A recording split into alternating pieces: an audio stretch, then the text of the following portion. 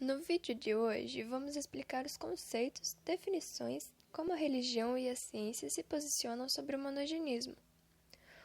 O monogenismo é a teoria que admite que todas as etnias humanas são provenientes de um ancestral comum. Também conhecido como hipótese da origem única ou origem recente africana, atualmente é a teoria mais aceita e quase nunca questionada sobre a origem dos humanos. Evidências genéticas e antropológicas são geralmente interpretadas como, de fato, uma origem única. Um estudo na Universidade de Cambridge mostrou que o homem provém da África subsaariana.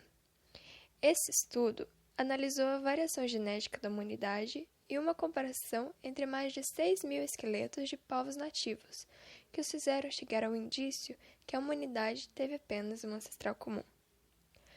A teoria da evolução de Charles Darwin afirmava que os seres vivos teriam evoluído de um ancestral comum, herdando algumas modificações que se perpetuariam ou não por seleção natural.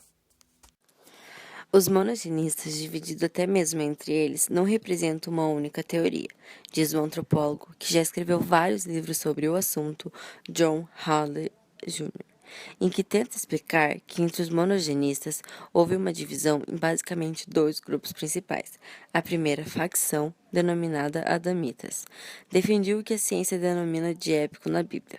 Este grupo aceita basicamente a história de Adão e Eva para explicar a origem das raças do mundo e que, segundo ele, a ciência não aceita essa teoria, considerando-a apenas como um artigo de fé. O segundo grupo de monogenistas tenta conciliar o relato bíblico com o desenvolvimento científico, produzindo uma interpretação híbrida, que seria uma combinação do cristianismo liberal com os autos críticos da ciência. Algumas vezes eles são chamados de monogenistas raciais. Outro grupo da escola de monogenistas foram os transformistas, que se basearam nas ideias de Lamarck. Para eles, os homens são descendentes dos macacos. Os monogenistas, divididos até mesmo entre eles, não representaram uma única teoria. Um grupo, os adamitas, são segurados estritamente à epopeia bíblica da criação.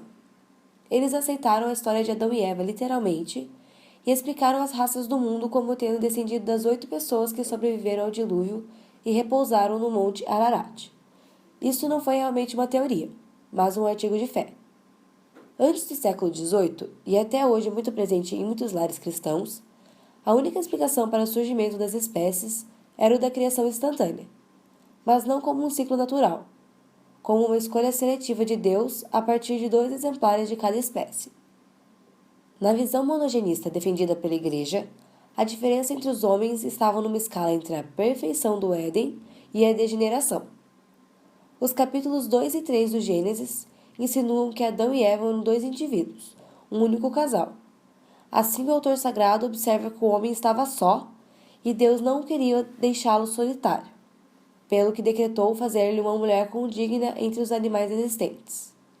Essas passagens deixam claro que todos da raça humana provêm de Adão e Eva para a Igreja.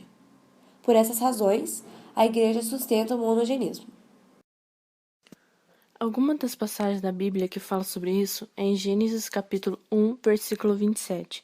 E criou Deus o homem à sua imagem. A imagem de Deus o criou. Homem e mulher os criou. Outra passagem é em Gênesis capítulo 5, versículo 2. Homem e mulher os criou e os abençoou e chamou o seu nome de Adão, no dia em que foram criados. Essa frase da Bíblia diz que, antes que Deus criasse Eva, só existia Adão. Mas depois que da costela de Adão Deus criou Eva, Adão foi dividido, e Deus os casou, e as duas pessoas distintas foram reunidas e tornaram-se uma só carne. Deus os chamou de Adão.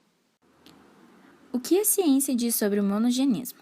As diversas raças humanas não constituem diversas espécies, mas uma só espécie humana.